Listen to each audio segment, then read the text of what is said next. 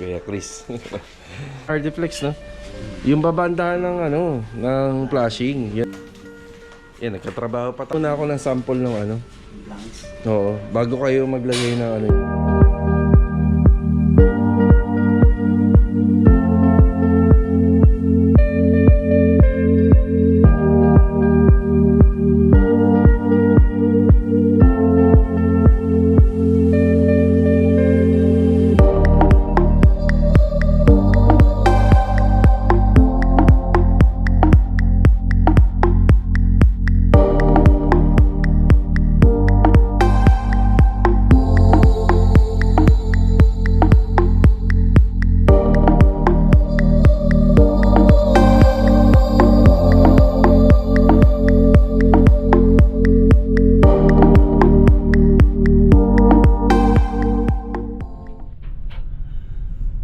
good morning po.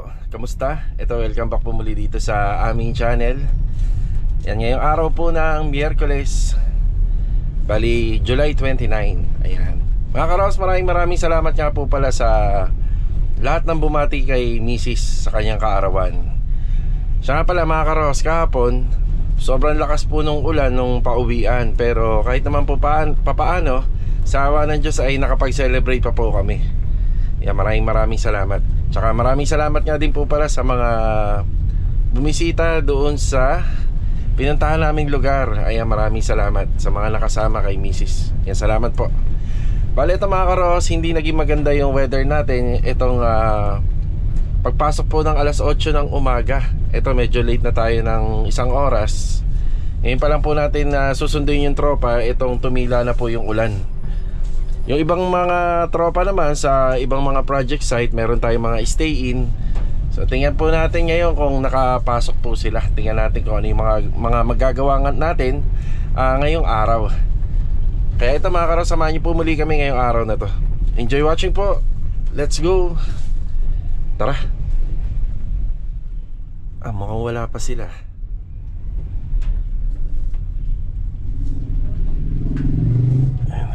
Maghihintay tayo rito. Sakto, dito na sila. Yung lead one natin na si April, hindi ako sigurado kung nakapasok siya kasi kanina sobrang lakas ng ulan. Yan. Nandito na kami sa Hugo Perez. Ayan, bumibili lang si Bilog na materyales. Kailangan natin ng electrical tape doon, flexible hose-for wire, cutting disc, tsaka baby roller. Ayan. Ilang baby roller, sir? Tatluin mo na. Tatlo. Yung kasi doon, yung ibang mga bakal, gagamitan ng epoxy primer, then gagamitan ng enamel. Ayan. Okay na. Ang purchase natin ngayong umaga, ito 795 para rito sa project sa Newbie. Bali, nandito na tayo. Magandang araw nga pala kila client owner. Yan, good morning.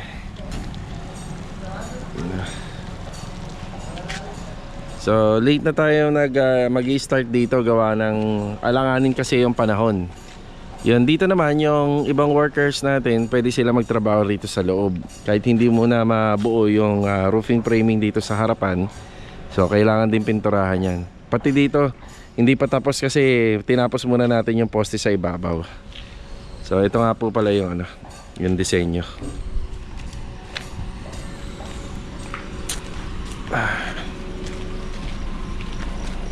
Umaambon pa rin. So ito, ikakabit nila. Tapos ipagpapatuloy rito yung sa lababo. So ito yung pinaka final na sukat. So dito sa lababo, bali sa outdoor kitchen or auxiliary kitchen is tayo rito, 60 by 180. Tapos si client, humabol siya ng twin tub dito. Bali ang allowance nito is 1 meter. Tapos dito sa utility area, yan, pwede pang may mailagay rito.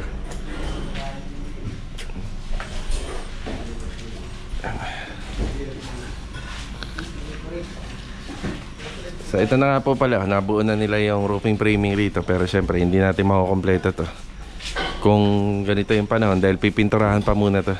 Pagka napinturahan, maglalagay ng piping board, tapos isa-isa na po ilalagay yung long span. So ito nga pala yung materyales. Ayan, dumating kahapon. Ito yun. Kuya Chris. Ayan, gumanda na yung weather. Kaya nga. Tapos ito nga pala yung ating lababo rito. So ayan, ang ginagawa dito is yun, nagsinsil dito sa gilid. Yan, nagsinsil sa gilid. Tapos magpapakain po ng bakal po dyan. Yan, mas maliwanag na. Ito siya. Ayan. Tapos magpapakain ng bakal. Tapos si tiles natin medyo nakapakain din sa loob. Yan, para matibay talaga.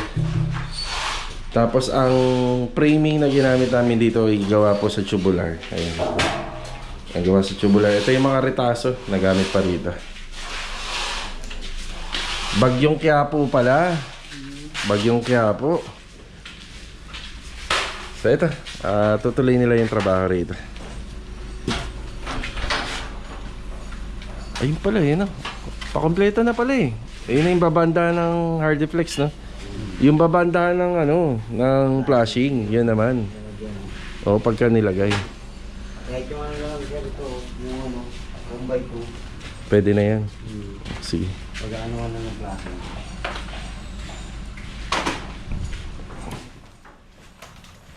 Yan, nagkatrabaho pa tayo ngayong araw.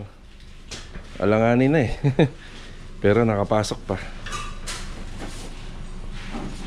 Unti-unti na po yan. Yung tungkol sa gate, maaari siguro makapagdala muna ako ng sample ng Blanks. Oo, bago kayo maglagay ng niya, ng bracing. Bagay ito, aabot pa naman ako. Ang dami pa niya na. Doon pa sa dulo pa. Ito ay na yun siya. Ito na yun yung malaki. Yung isa yan na lang. Yan pala, buo na. Kakabit na lang. Kaya yung isa yung makapatid din. Para doon yun. Tapos yung tungkol nga pala sa installation ng tiles, ayun, ang ganda na. Halos natapos na lahat. So preparasyon na po sila para sa installation ng tiles sa flooring, tsaka doon sa lababo. Ayan.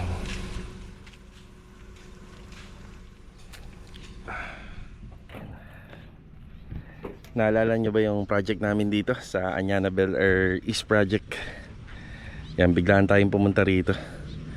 Sa sobrang lakas ng ulan kahapon, nagkaroon po ng tulo yung sa kusina. Pero lang siya, guhit. At nakita naman namin kung ano yung naging problema. Sa ngayon, hindi pa namin niya maaayos kasi ganito yung kondisyon ng panahon. Umaambon, umuulan. Yan, babalikan natin to kapag pagka tag-araw, pag umaraw na po. Ayun.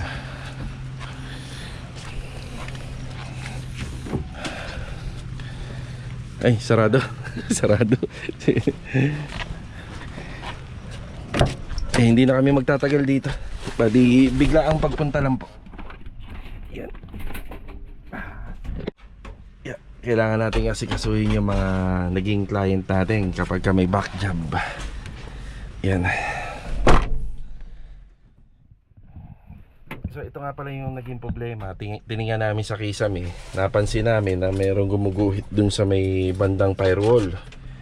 Yan. Tapos tiningnan din namin dito banda sa taas.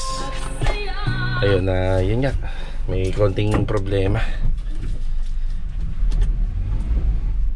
Natagalan yung mga sealant na nilagay natin na bakbak.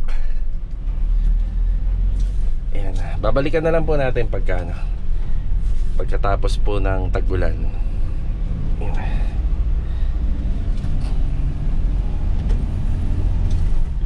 Galing kami ng new lift ni Bilog. Ngayon naman dediretso naman kami rito sa Anyana. Tingnan natin kung nakapasok dito yung tile setter natin at saka yung helper nya. Yan, nandito na rin tayo sa Anyana East. Hindi talaga maganda yung kondisyon ng panahon. Magandang araw kila client owner. Yan, after natin manggaling sa Anyana Bel Air East Project. So hindi nakapasok dito sila Kuya Sandy at saka si Kuya Richard.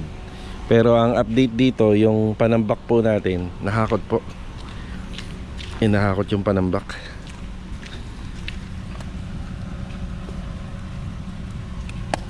Yan. Linis na. Tapos update na rin tayo rito. Nag-overtime yung pala. Ayan na. Yan na yung installation ng tiles. Halos na kompleto na po rito. Yan, medyo marami pa naman yung box ng 40x40. Tingnan natin kung lahat yan ay maano na rito. Kung magkulang, dagdag na lang. Yan na.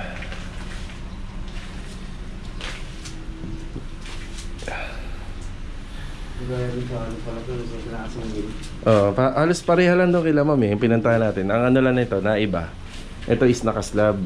Yan isa bubong. Yun na lang oh. Malapit na maano to. Dito na tayo sa susunod eh. Yan, lalagay tayo ng kisame rito. Tsaka yan. Ito may bumuti sa wala na. Wala na, yan na yan. Okay na. Canopy lang.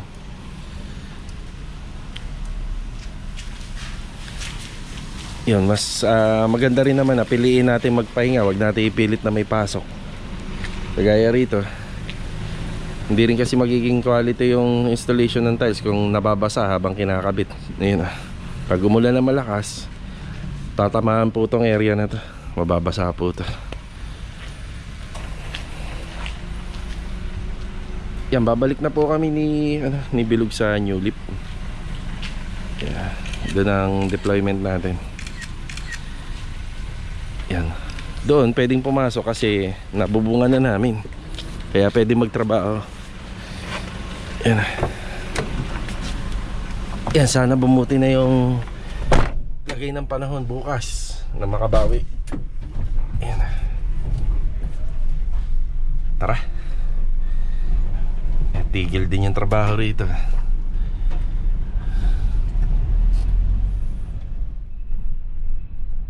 Dito tayo dadaan sa may gentry para maiba naman. Yan, pupuntahan na natin yung yung highway. Pagka nandun na tayo sa highway sa gentry, dire-diretso na yon. Pabalik ng New Leaf Subdivision.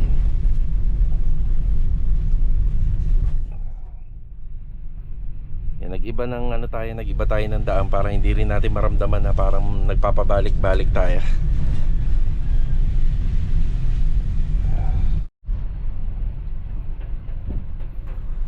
Nabasa na ng mga estudyante. Yan, pabalik na tayo ng New Leaf. Bali, bibili muna tayo rito sa hardware. May bibili lang tayo rito. Panghasa lang ng bakal. Yan. Okay.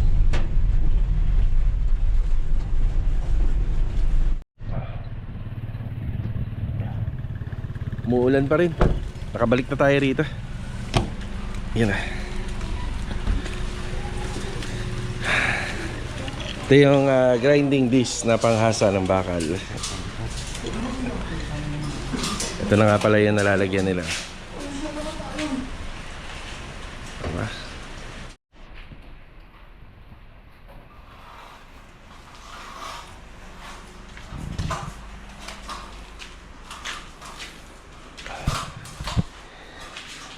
Yan yung sukat ng lababo. Sa ilalim. Sa ilalim dito. Ito yung kinuha nila. Yung ilalim dito.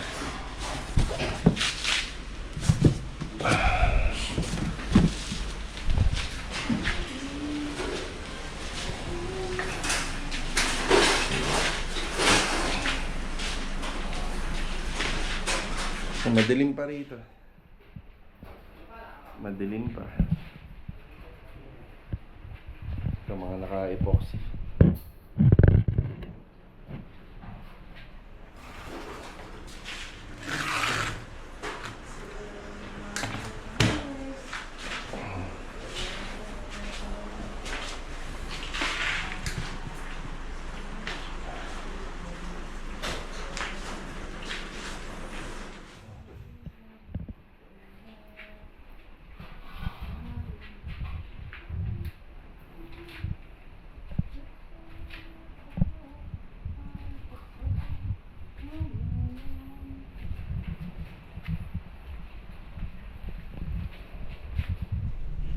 Bali dito sa New Leaf, iiwanan ko na muna sila rito.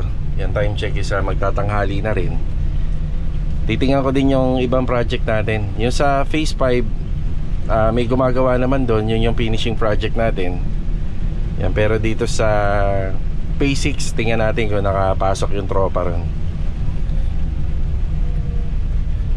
Maganda rin kasi kapag ka nag-i-stay in yung tao. Yun nga lang, yung project naman kasi natin dito sa malalapit, taga dito lang din yung mga tao natin, kaya nag-uuwian.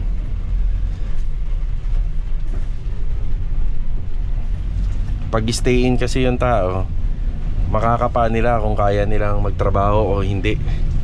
Kapag uwian naman yung tao, syempre pag nakita nilang umuulan, masama yung panahon, hindi na sila babiyahe papasok dun sa project site. Yan. Tara.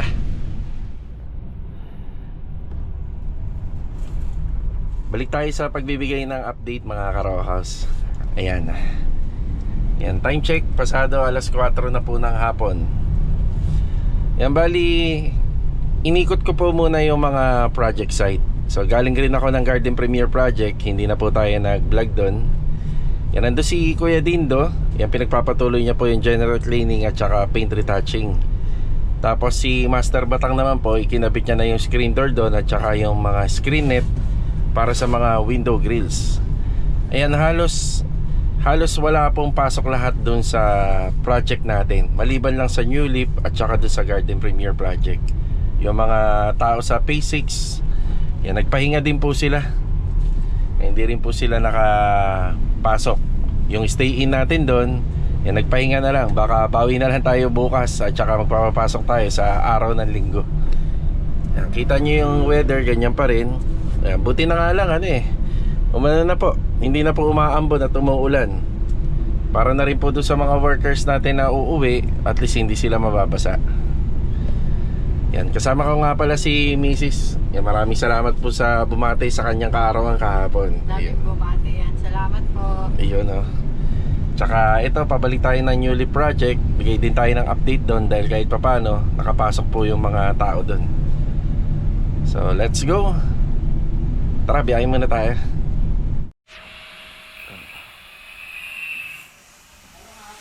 Dito na tayo sa New Leaf Project. So 4:57 na. Yan, halos yung update natin.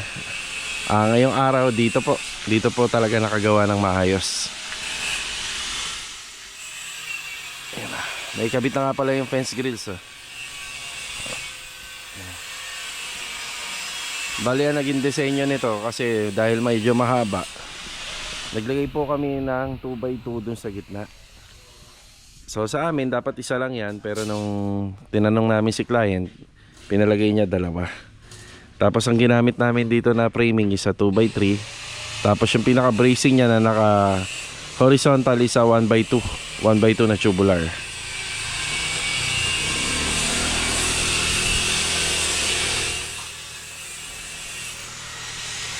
Yung roofing framing namin halos sa pakompleto na to. Meron na lang dadagdag puro doon sa pinakasanepa niya.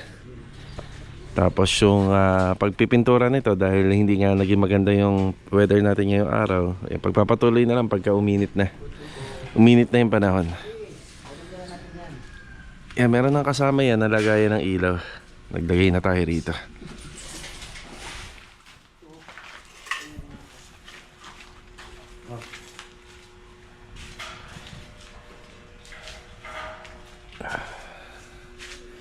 Mataas yung bako dito, 2 metro. Dito sa New Leaf, pwede po lahat ng klase ng renovation. Nasa sa inyo na. Kung ano po yung mga height, nasa sa inyo. Kung gusto nyo sagad, pwede po rito. So ito, 2 metro lang yung mga poste namin. May mga bakod na yun. Tapos dito, nagpaikot na kami ng tubular na 2x2. Ayun na, nakapaikot na. Diyan po natin ilalagay yung mga ilaw. Yung mga surface type na ilaw, diyan po natin ilalagay. Ayan. Yung outdoor kitchen or outdoor sink. Yan, makikita lang dito yung lababo. Lagay tayo ng 3/4. Ito. Para sa ano, tangke ng hose. Magbabaon lang. Pagka binuhusan, magbabaon. Ibig sabihin, dito din siya. Hindi, cooktop naman yan eh. Nasa ilalim. Baka dito kasi ordinary lang yung ilagay. Tapos yung ilalim nito.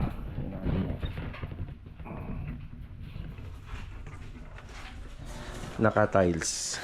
Ayan. Ito, nabuhusan na nila to. Naka-tiles din.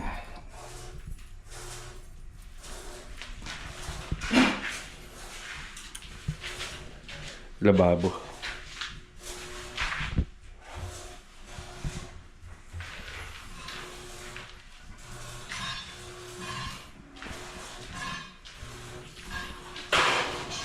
Ito, may mga ikakabit pa kami sa ano, sa bubong na hindi pa natatapos hanggang ngayon. Nag-uulan kasi. Yung materialis naman dito, yung para sa harapan ng bahay. Ito.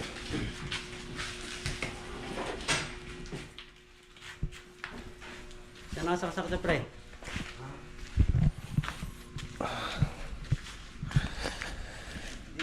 Ayun, gate na lang ang kasunod.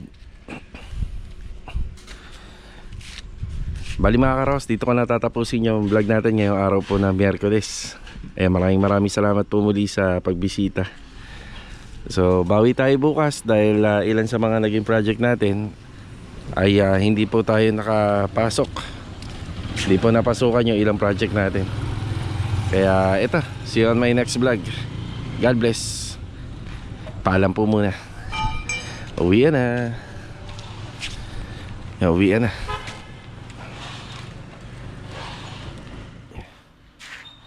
Bukas dagdag na tayo ng wiring. Yung 14, bili tayo isang box. Meron ka ng pandagdag na bakal para rin. Yung para sa flashing. Meron. Ay, yung 1 by 1, 1 by 2. Meron na. Meron pa tayong 1 by 2 dyan eh. Dalawa. Yan. Tara.